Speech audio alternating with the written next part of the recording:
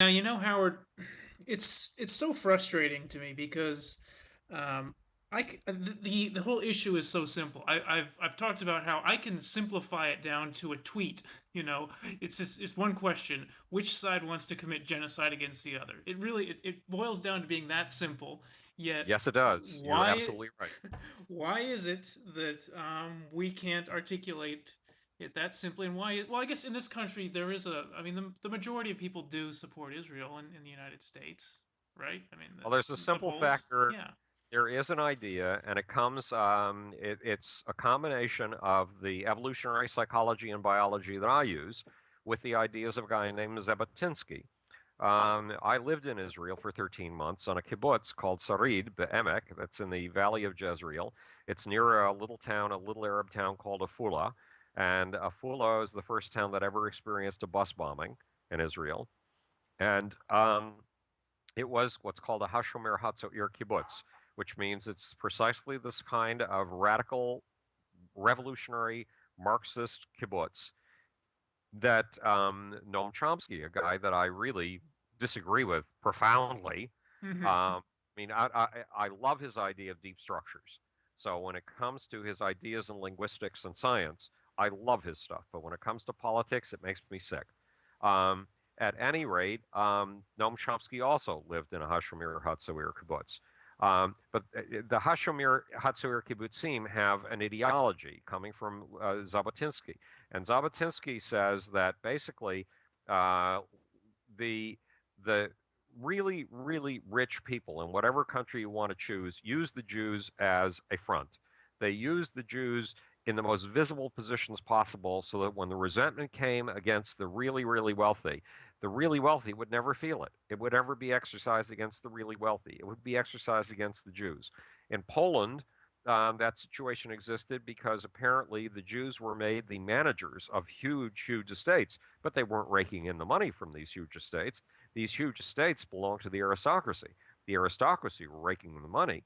But, who did you see on a daily basis? Who did you turn your taxes or whatever their equivalent were over to? Who did you get your rules from? Not the guy who was really handing down the rules and the guy who was really making the money. You got them from the local Jew. So when it came time to go on to drink a lot of vodka and have a really good time lynching somebody, who were you going to lynch? The landowner you never got to see, who really made all the money, or the Jew? And the same applies to Jews in the retail business. The guys making the really big money are the manufacturers, the industrialists. But the people behind the stores, the people actually at the counter, the people actually selling the goods, the people who look like they're making all the money, those are the Jews. They're in the visible position. When the time comes to vandalize the stores and kill the store owners, who do you kill? The Jews. Hmm. Um, but there's another factor, and that is, and this is one I've taken some ideas that were developed in psychology and sociology in the 1960s and have been combining them with the basic ideas in the Lucifer principle and global brain. And those are the ideas that the people you compete with the hardest are the people who are the most like you. Hmm. So if you are the underclass or you are the working poor, the people you're competing with are the lower middle class. How in the world, have you ever wondered why so many people in the Tea Party movement, for example, and in many, many movements before, people in the working poor have so often been conservatives? Back in the days when I was marching against the war in Vietnam, the guys who wanted to kill us all were hard hats. Now, why in the world would they have wanted to kill us all? And why would they have identified with the interests that really are served most by conservatism, which are the people who have a lot of money? Because your competitors are the people closest to you, and the people Hmm. closest to you are the people just above you or right next to you on the totem pole. They're right next to you on the pecking order. Those are the people that you want to lash out at, and those are the people you want to climb above. And one way to climb above them is to imagine that you're part of the winning group, that you are really identified with the super rich, because they're not your competitors. At least that's not the way you see it. Hmm. Well, when it comes to the liberal class have a romanticized version of the Islamic world in which everybody is Lawrence of Arabia, and everybody is noble, and everybody is rich, and everybody has wives, and everybody is magnificent. And so they want to identify. I mean, they're middle class. I'm middle class. I'm Jewish. Jews are middle class. We don't tend to make it into the upper class. We're not allowed.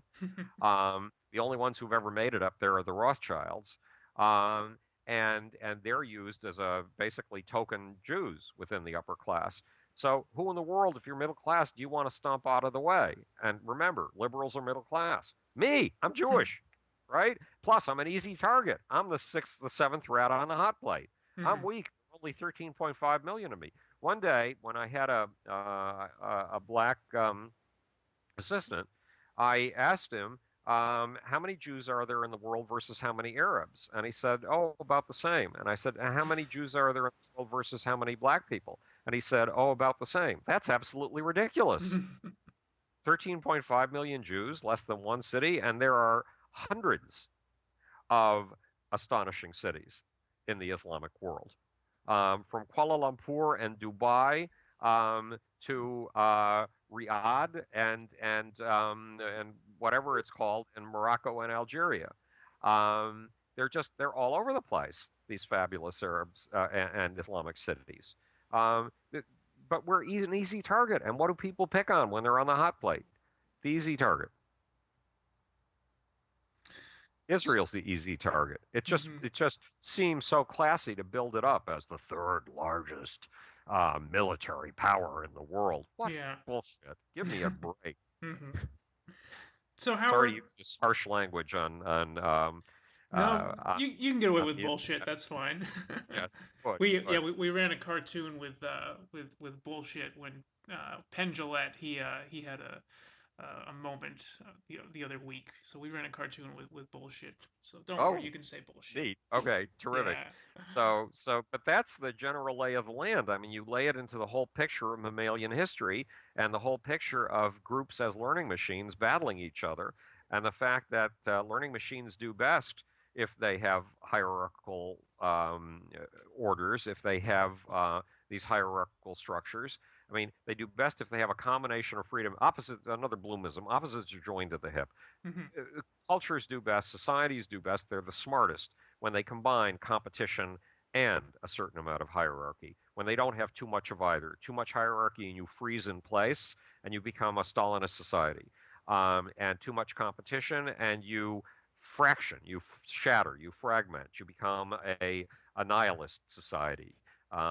You become one of those guys call themselves who are totally against having any sort of government whatsoever. Uh, Anarchists.